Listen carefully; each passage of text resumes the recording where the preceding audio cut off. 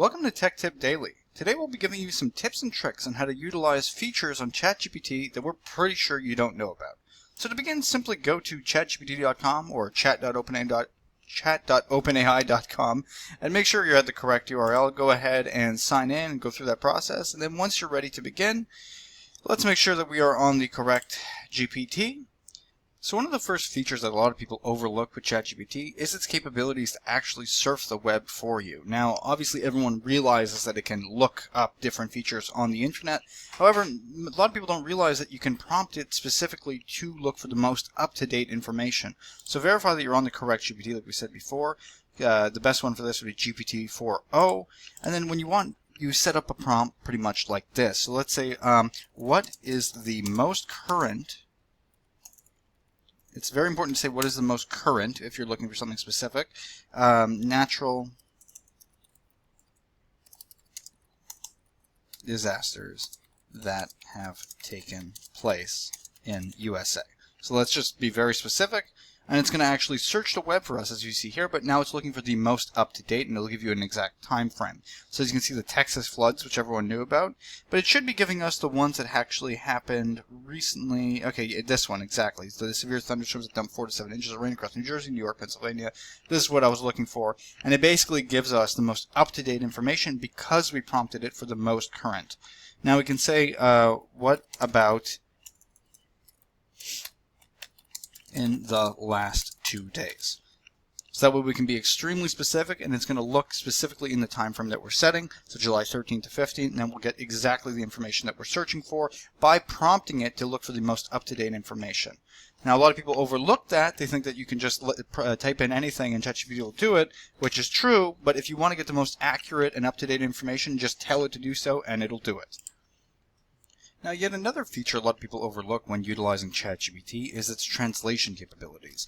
Now, compared to utilizing, let's say, Google Translate, ChatGPT can actually, understand the nuances of language if you tell it to, and it'll help you actually phrase things properly as opposed to it just being like direct translation, which can sometimes be misconstrued. So, for instance, let's say I want to speak Mandarin, and I want to tell them, hi, do you like the new project that my team is working on. So now let's say we want to translate that to Mandarin. We'll just go ahead, I don't know what this is. We're going to go ahead and copy it, or actually just cut it. And we'll go back and we're going to say, you are an expert in Mandarin, and I need you to translate my words to Mandarin. And depending on what we're dealing with, let's say, because in this case it's more of a professional setting, we can say in a professional tone. Oh my god, professional tone. And that way now we have prompted it. As you can see here on the left, it's written in Mandarin. And we can go ahead and write this, and we'll say, please translate the following into a copy-pastable format. And that way, we'll be able to copy-paste our text and be able to utilize it with whoever we're speaking to in Mandarin. So let's go ahead and send it.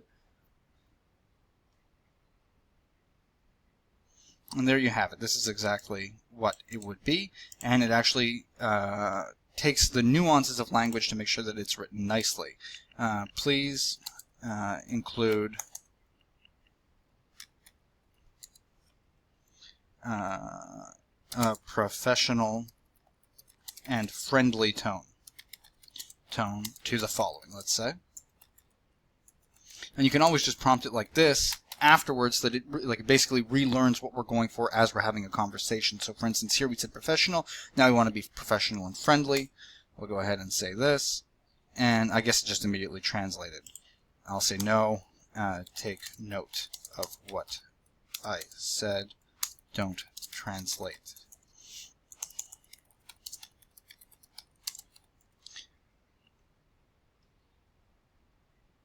And there you go.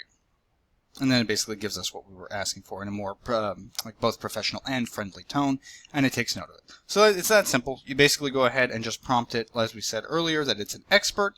You want it to translate the words in the following. If you do it like that, it's just going to keep translating the words as we saw here, but you can reprompt it to basically take new tones as you go through a conversation with somebody else. So it's much better than utilizing Google Translate because it actually understands the nuance of language, not just direct translation.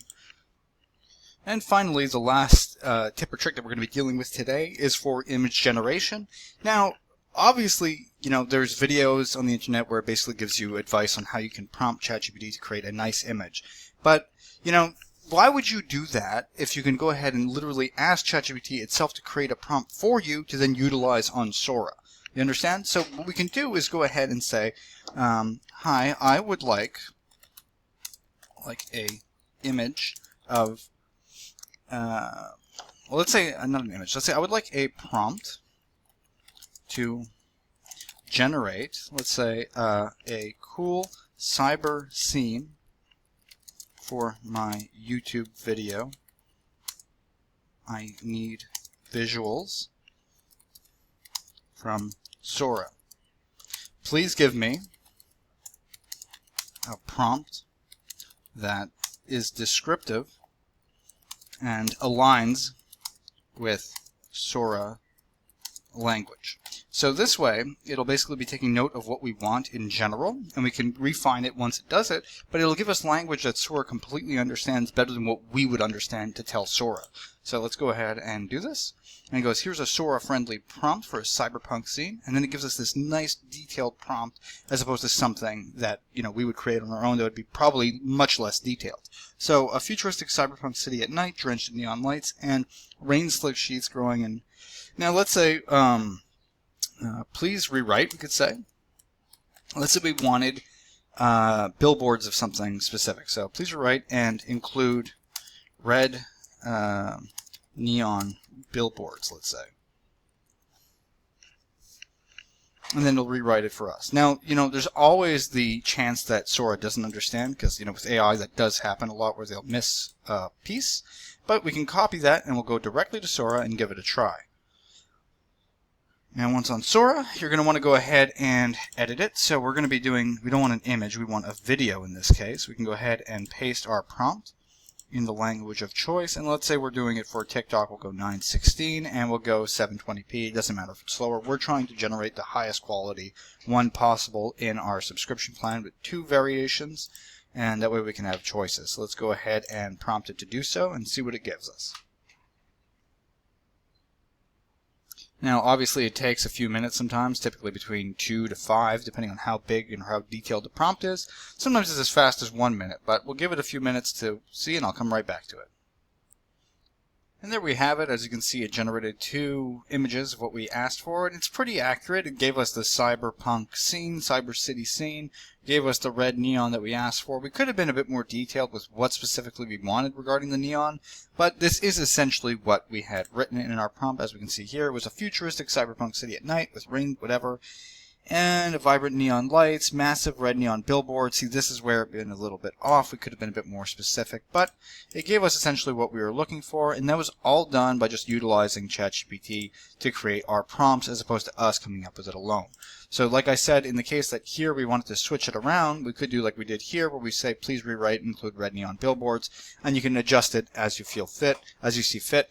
However, you can utilize the prompt in your best capabilities in the sense that you can go ahead and literally, instead of just rewriting completely, you can go and say, instead of pedestrians, you can use cats, you know what I mean, or any other character or something that you'd want in the scene. It's very simple to edit yourself, but it gives you the framework and the structure that is clearly good and detailed enough for Sora to understand what exactly you're looking for. And that's about it for today. Hopefully you guys found the information helpful. If you enjoyed the content, please like and subscribe, and have a nice day.